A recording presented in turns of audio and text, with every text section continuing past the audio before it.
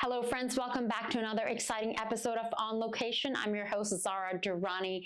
I am truly excited to bring you the conversation with today's guest. He's an actor, director, writer, and legendary figure in television history, best known for his role as the enigmatic cigarette-smoking man on The X-Files. You guessed it right, I'm talking about none other than WilliamBDavis. William has had an incredible career spanning decades in film, television, and theater. But beyond his iconic performances, he's also an accomplished author and educator. Today, we'll be diving into his books, Where There's Smoke, and On Acting and Life, as well as his latest project, a masterclass that brings his expertise to a new generation of actors. We'll talk about storytelling, his experience on The X-Files, and the wisdom he's gathered over the years. So let's get into it. Welcome back to another exciting and inspiring episode of On Location Vancouver, brought to you with the support of TELUS STORYHIVE. Well, what an exciting day. I've been sharing on my Instagram stories some little sound bites, keeping it a little secret, about an exciting guest we've had the pleasure of joining us today. I've been familiar of him and his work since my teens, even before I moved to Canada. As you know, the legendary WilliamBDavis. He's an actor, director, and of course, an acting coach and an author. We're going to jump into his career, discuss his journey, as well as his books and his teachings. It is such an honor. Like, I am so delighted. I feel the little girl inside of me who used to watch The X-Files back in the day and get a little bit scared watching him, like his performance. The little girl inside of me, the teenager, is just screaming and fangirling right now. William, what an honor. Thank you so much for joining us. Thank you for having me. It's a pleasure to be here. Thank you. Nice to meet fans from Pakistan. Yes, of course. And, you know, I did a little bit of diving into some of the past interviews that you've done. And I was so interested in the journey of and sharing with our audience how the smoking man came about. Of course, we're going to talk about your books and everything that you're doing now. I did not know like how your character even came to be. So I'd love to hear like how you embodied that character without even saying words on camera. Yeah, well, that's a good question because it's not easy to answer because I don't really embody a character. I mean, I do what the character does.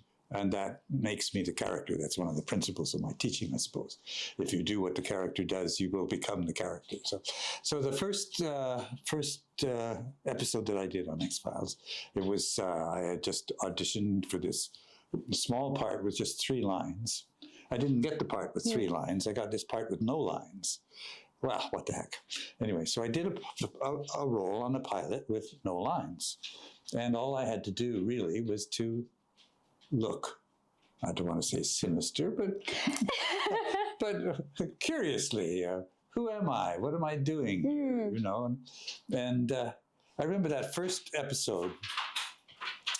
They're interviewing Scully in front of the FBI superintendent or whoever it was, and I'm standing beside this this filing cabinet with my hands at my side and feeling kind of stupid, you know, just. So then I thought, well, what would I do? This was me. So I looked, this filing cabinet was about elbow height. And I had a cigarette, of course, because I was called a cigarette smoking man. So I leaned on that, crossed my legs, and smoked. And there's a trading card for that now, that very picture. And that kind of set a tone that gave me a kind of superiority, I suppose, and a puzzling look, and that's sort of how it started. I didn't know if anything was going to happen after that. I thought it was just maybe a one-off, and I don't think Chris Carter knew if anything was going to happen. But they got kind of intrigued, and fans started to get interested, and so they gave me a little more, and fans got more interested, and then I did in the second scene. I did a big scene with Mulder, and that was kind of interesting, and then. Jillian got pregnant. So here was a problem for the storyline. She's going to have to go away. Where's she going to go? she's going to be kidnapped by aliens. Who could be responsible for that? The cigarette smoking man. And then the whole mythology sequence, right, really began to open up, and the whole storyline developed that had not been planned, but came out of what we were doing. I mean, part of the magic of the show, I think, was that because there was no Bible at the beginning to say what's supposed to happen, it could respond to what was working well. Obviously, your career is of acting, directing, and writing. It spans over several decades, and today we're going to be talking about your books. Quite a few decades. Yeah. Yes. So these books, I love both of these covers. Where There's Smoke, right over here, Musings of a Cigarette Smoking Man. We're going to be talking about this book as well as acting. Like, it is remarkable, your teaching. Like, I'd love to hear your experience, what it's like. You know, WilliamBDavis School used to be just down the street from me. Yeah, that's right. Yeah. And now, you know, you're still teaching. You have your master class on YouTube. Share with our audience, you know, for aspiring actors or perhaps fans of yours who want to come and study with you. Well, yeah, I mean, I've been teaching acting for a very long time, and I was at one point I was the artistic director of the English section of the National Theatre School of Canada, and so I have quite a long background in the teaching of acting, as well as in directing and in acting, of course. So what we're doing now, I have this workshop with a fairly small group, and we're developing videos that we're posting on YouTube. So I kind of think it's a little. It's intriguing, really, because when I started in the world of actor training, we believed it took 3 years to train an actor. That's what you worked at the National Theatre School as a student for 3 years full time, and then you were maybe qualified to become an actor. Now you look at a few tips on YouTube, and you figure you're an actor. You know, it's not quite as simple as that, but we can do a lot with our small tips and our zeroing in on a particular issues that come up for actors. I mean, I call it tricks, traps, and techniques. At least that's one of the sections in my book, because there are a whole lot of things that are thrown up in front of an actor that, in a way, block you from really being creative. Not least of which is the fact that every time I say this line, somebody else says that line. Yeah. Every time. Nothing new happens. So it becomes automatic very easily that when I say this, you say that, and then I say this, you say that. And then the whole thing shifts to automatic in your brain, which is a different section of the brain than real life, and everything goes flat.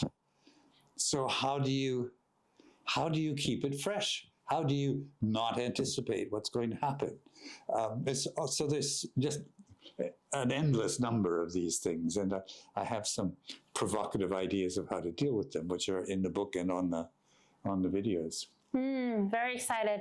What advice would you have for someone like in Vancouver today, putting things on tape? I'd love to hear your thoughts. Well, I mean, as I say, one of the chapters in the book is headed "Don't Learn Your Lines," and Bob Goodwin, who was a producer on X-Files, introduced the launching of that book, and he particularly looked at that section and said, "What do you mean, don't learn your lines?" Because they had a lot of trouble, I'm speaking out of turn, with Gillian in the early years because she didn't know her lines. But my point is not that you shouldn't know your lines. You need to know your lines. But if you learn them the way you might learn something in school, by memorizing it, you'll be distracted by the memory work, and you won't be putting yourself in the situation that you're supposed to be in. Yeah.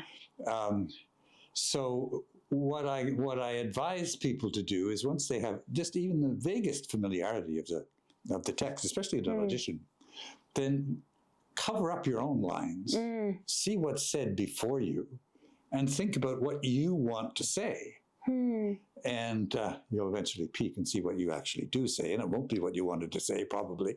But what's the difference? what would make you want to say that instead of what you wanted to say? And that becomes your homework. That becomes how you develop your backstory, how you find out what's going on, what you want. And you work your way through a script in that kind of putting yourself in it and imagining you're there and imagining what you would want to do and trying to adjust what you want to do with what you actually do. And then when you come to do it, instead of anticipating what's being said, instead of knowing that they're going to say that to you, you actually don't know. You really don't remember what they're going to say. So then you're listening. Then you have to listen or you won't know what to say. Yeah. And then it's fresh when you hear it. And then that gives you energy and then gives you spark. I feel like in watching, like, it's been a long time since I've seen, but I was watching a few clips, but I have to say I find it really phenomenal. Like, especially, I grew up in Pakistan, so I learned English by watching English movies like TNT, Right. like, you know, classic black and whites, and even like where there was no dialogue. So that was the only entertainment that we had, or like Bollywood films or cartoons. But I learned English by watching these old Hollywood movies. Watching your performance on the X-Files, the reason why it stands out so much to me is because so much is said in body language and the air that was like around you. And so I'd love to hear, as a performer, like, you know, how you prepared for like the first day when you were on set for X-Files. Well, the first day was I mean, it's hard to even compare it with the first day, because the first day I knew nothing. I mean, I knew nothing of what they planned. So I just had to create my own world. You're always developing a backstory that makes it work for you, that puts you in the situation. You're not trying to guess what they want. You're trying to put yourself in there. And so there's not a simple answer to your question, what did I do? Because I did different things as the series evolved. But I had to find a reason for all the smoking, for instance. And what I felt was that I had been quite idealistic in the beginning, but I had to kind of hollow out my emotions. And the smoking was a way of just deadening what I might otherwise feel, any kind of empathy, or so that it allowed me to do what I had to do. So things like that. Did you always know you wanted to be a performer since you were like 5 or 8 or 10? Like, how did you jump into performing? Well, I did. I jumped into performing when I was quite young. My cousins ran a summer theater company. They were half a generation older than I am. And so they ran this summer theater company in Ontario. And as it happens, they rehearsed in our basement in Toronto. So when they needed a young boy, they needed someone for a play called Portrait in Black. They needed a boy of about 10 or 11. And I was convenient. Here, you do it. I was a good reader, so I was fairly, a good oral reader. So I was partly capable as far as they knew. But anyway, so I did plays with them when I was young. And finally I went to the University of Toronto, and that's where, I got to know Donald Sutherland and various other Canadian actors who've become quite famous. But it was when I was there that I was doing some acting, but someone came along and said they wanted help directing a play. So I said, okay, sure, why don't I do that? And then he lost interest, and I ended up directing it myself. And it was a big success, and then people wanted me to direct, and I started directing more and more and more. It was about 20 years where I was directing in rep in England. I was teaching acting in Canada and Britain. And it was kind of almost accidental that I drifted back to acting. I started doing some classes, again, with the idea of learning more about what the actor does, that I started. So then it seemed like, well, I have some skills at acting. I've learned something over the years. So I got an agent and decided to just flesh out my income. And then one thing led to another, led to another, and led to another. And then I became an actor when I was in my 50s. Let's talk a bit about your book, because I'm sure a lot of local actors can learn from you. You know, you've had obviously not just this one iconic character, but you have like close to 140 plus, like that we see on IMDb, roles. But of course, the radio stuff, the directing, you have this decades-long experience. In this book, you talk about your philosophy on acting.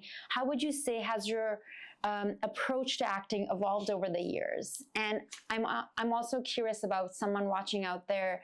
How do they contact you as well if they want to work with you? Okay, a few questions there. Yeah.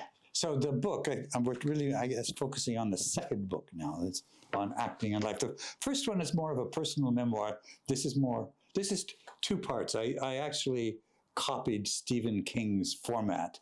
And the first half is really a professional biography of how I came to learn about acting, how I got exposed to it. And the second section is really what I think I know about acting.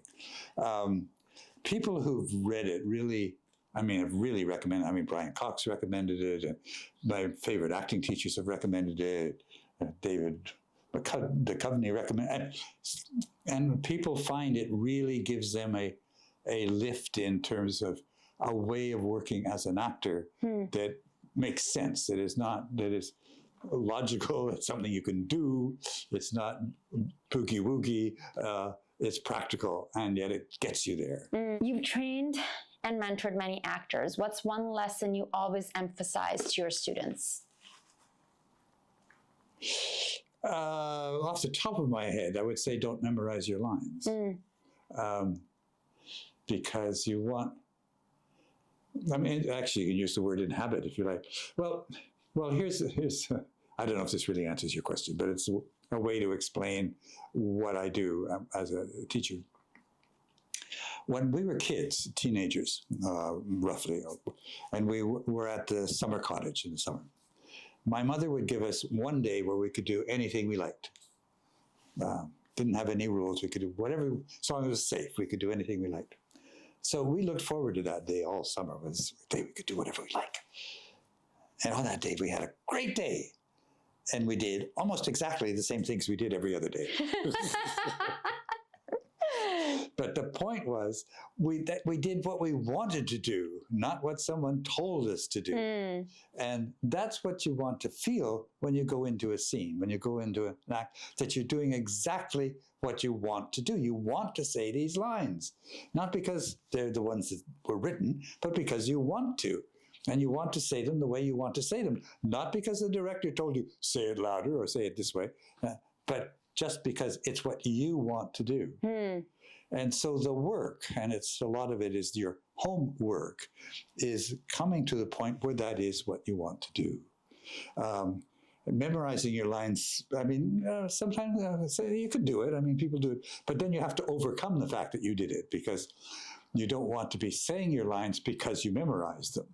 And they sound so bland. Yes, exactly. Yeah. Right. And I can see that even when I'm putting things on tape, and it's just like you're reaching for what was the word again? Especially when it's the scientific and technical mumbo jumbo, exactly. When it's the, when you have to, for the doctor shows and like in Vancouver, or like the really long, I honestly have so much respect for folks who work on the ER type shows and all the diseases and the words and the names, and it's wow. You don't have to know what they really mean. You just have to know what you think they mean. So that makes it a little simpler. But I played a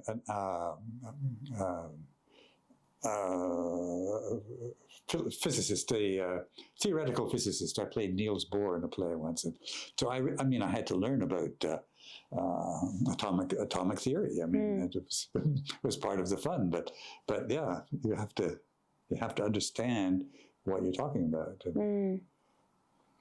That's amazing. Have you ever had a day on set, William, whether you worked with someone or the work you did, that you're like, aha, like everything makes sense. Like all the, I'm sure with your career, you've had many moments that are like, pinch me, like everything is perfect. Like, the feeling of like rainbows, then the birds are singing, and it's the perfect blue sky, like from the AD, the way they welcome you, to the catering, to the camera crew or director, like everything is gelling, and you're like, this is my life. Like, wow, if I can bottle this up right now and drink this every day.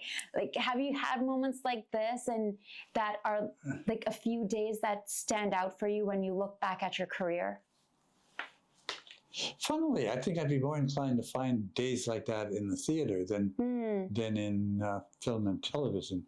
There's so much in film and television that is part of the structure of making it. Yeah. I sometimes say that the difference between acting for film and acting for the theater is in acting for theater, you're performing; acting for film, you're manufacturing. You're making bits of film that they'll put together into a whole. But when you're in the theater, you're creating the whole thing. So, I mean, I couldn't point to a particular instance of what you say, but certainly there have been times that, you just feel everything is falling into place as you want it to. Yeah. Now let's talk a bit about the masterclass, which we did talk about in the YouTube videos. How often can we expect to see these videos? We're putting out 2 videos a week, usually on Wednesday and Friday. Okay. And we'll be doing that for quite a while because we've got quite an inventory backed up of things we're putting together. So. And that is just on YouTube or on the website as well, or both? No, that's on YouTube only. Okay. Yeah. And you can get the link off the website to take you to it. Great, yeah. And we'll share that. What inspired you to create this master class? Well, it's interesting. It was kind of my wife pushed it because my wife is a boxer. And she has been so influenced by this boxing coach in Russia called Frolov. And she's watched hundreds of videos and whatever. And she's found it a great way to learn. So she knows that I have lots of stuff to offer. And so she thought, let's see what happens if we offer them in this way. And it blended with what I was doing because I was teaching at Van Arts and really, really getting excited about getting back to teaching and then finding that my methodology had matured quite significantly and my ability to communicate it had matured. And so we were getting results and able to do things that maybe I didn't do as a teacher, 20 years ago. So putting those 2 things together has been exciting to do. If you could share with our audience before I let you go, you've had decades-long experience in the industry, not just as a performer, but as a director, and of course now teacher, coach, and you've written these books. What do you hope your legacy will be? It's an interesting question. Yes. I mean, I think I've found a way of working as an actor that is in significant ways different from most of the acting coaches that I have dealt with or read about or whatever. So I think that's a useful technique. And I'd be happy to see that more, see that expanded. But I don't know about legacy. It's kind of worrying that when people die, if you like, they literally disappear. I mean, and there's like whole worlds that I know, especially in Canada and especially in the theater, that not too many people know. United Players recently did a version of It's a Wonderful Life set in a radio studio, in a live radio studio. And we never did really follow up on this, but I wrote to them and I said, because I know them, and I said, I might be the only person alive in Vancouver who's actually done that, who's actually done live radio drama the way it was done when it was live to air. When if you made a mistake, everybody heard it. When the orchestra was in the studio, when you didn't mix it all together afterwards, you mixed it right there as you did it. And not that that important. It's just a whole historical stretch, if you like. A different level of performing. Yeah. And, I think even when I hear your voice, to be honest, and I was listening to it even in your interviews, it's got a bit of a tone, and I can hear that, I can see, that you come from that theater background. Yeah. For me, for someone like me, I feel the voice part when it comes to performing, because there's something when I become a character, somehow my voice gets really high, and I have to work really hard on just grounding myself. So I'm always listening to people's voice, and I feel like one of the notes I always get is to being in the body instead of just from up here. There's some very good voice teachers in Vancouver. So you could look for some voice training. Yeah. Well, it's what an honor having you here, William. It's a pleasure. Thank you for joining us. And, as my little Loki lies down here and Lily in the other room meowing a few times, hope you guys didn't hear that too much. On this beautiful day in Vancouver, we're so honored to have the legendary WilliamBDavis join us today. William, thank you so much for being so generous with your time. Thank you all for watching. Thanks for tuning in. Until next time, I'm your host, Zara Durrani, and you're watching On Location Vancouver. Well, what an insightful conversation today with WilliamBDavis. From his time on The X-Files to his passion for writing and teaching, it's clear that his impact on the entertainment industry goes far beyond one legendary character. I do have to tell you, the little girl inside of me is fangirling and screaming with joy. Never did I imagine watching this character on one of my favorite shows as a teenager that I'd get the opportunity to sit down with him one day. If you're an aspiring actor or just a fan of great storytelling, be sure to check out his books, Where There's Smoke, and On Acting in Life, as well as his masterclass and YouTube videos.